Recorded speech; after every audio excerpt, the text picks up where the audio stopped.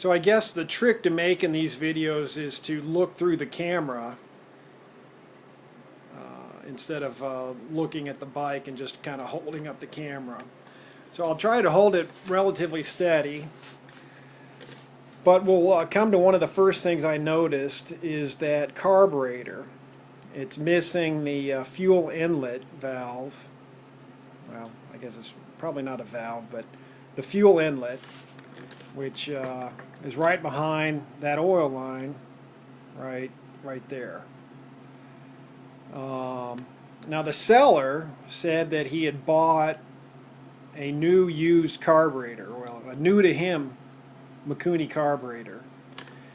And if that's the case, he sure made a mess out of it in no time.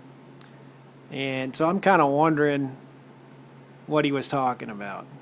He said he bought a new to him kickstart lever. He kept saying kickstart and how that was a bunch of money. Whatever. If it was, then, and he said the carburetor was a bunch of money, and if that was the case, you made some big mistakes. You can get a clone carburetor for this for 17 bucks and change, shipped. So obviously I've got to deal with the carburetor. Now I've made that mistake, trying to pull the fuel line off, and the whole brass inlet comes out with it. It's not the end of the world, and I've got extra carburetors anyways. What is nice is the air box. I haven't taken it off, but looks like it's intact, and it's got the little sleeve that fits over the carburetor and then the clamp. I usually just take a cone mesh air filter and replace it. It just kind of cleans up the look, and I just sell the air box. It's usually, usually I can get 40 bucks out of it. So that'll potentially lower my cost, which are currently $102.50 plus about $20 in gas. Also, a lot of the electrical stuff has been pulled out of the bottom here. I guess he was trying to figure something out. Foot peg's a little bent, and then on the other side it's bent even more. And then the center stand, you can kind of see it right there.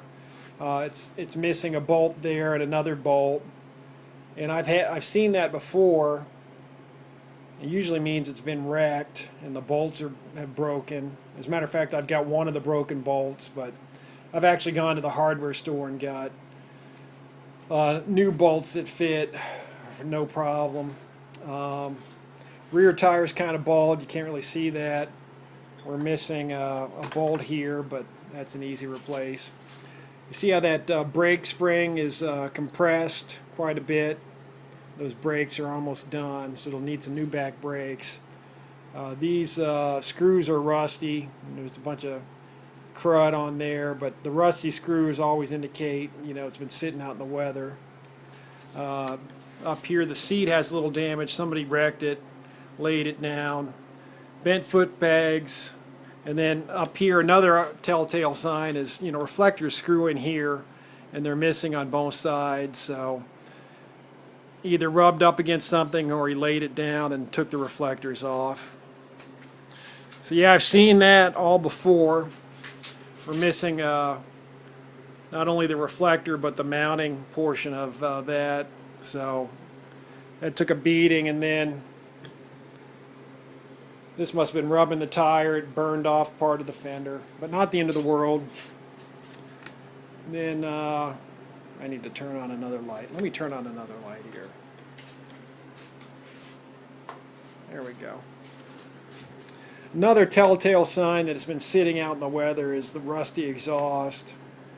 I'm not too worried about that. I can take a steel wire brush to it and then paint it with some high temperature paint, and it'll come back real nice, and maybe even paint the guard too. Work our way around, running into stuff behind me. We got a loose wire. Have to figure out where that's connected. He took the fuel line off and never replaced it. Here's another bent foot peg. Then he said he bought a new ignition coil. Of course, I looked at it, and he's already broken it. and then this is on backwards, I think, and the spark plug's loose, and it's the wrong spark plug. He's got a NGK B6HS, and he needs a NGK BP4HS or BP5HS. So I think this is a shorter plug without the P. The P means, I don't know what the P means. Maybe it means longer plug. Front tire doesn't look to be in too bad a shape. Working our way around. Here we go. Got a little boo-boo there. Not the end of the world. I forget if I said or not. There is a battery, but it's not hooked up. This side of the seat's in pretty good shape. Missing the decal. And then the other thing I notice is when I pull the throttle back and let go, it doesn't flip back, which usually means this has got one of those Y throttles.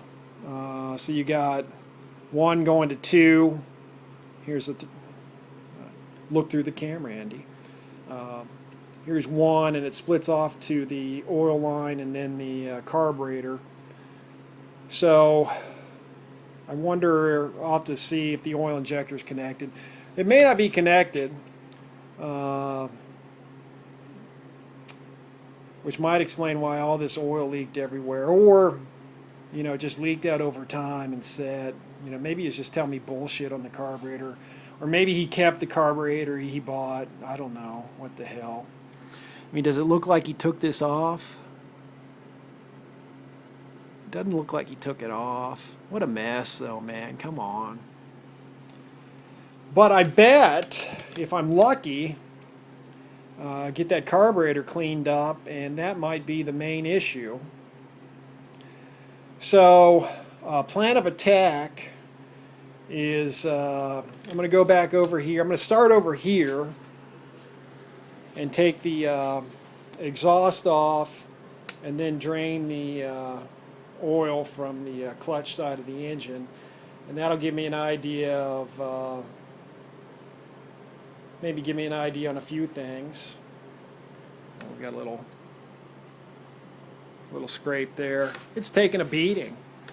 And then I'll also take off the carburetor, and oh God, what a mess. That's probably one of the messiest carburetors I've seen. I've probably seen worse on mowers, but this is the worst I've seen on a moped, whatever. And hey,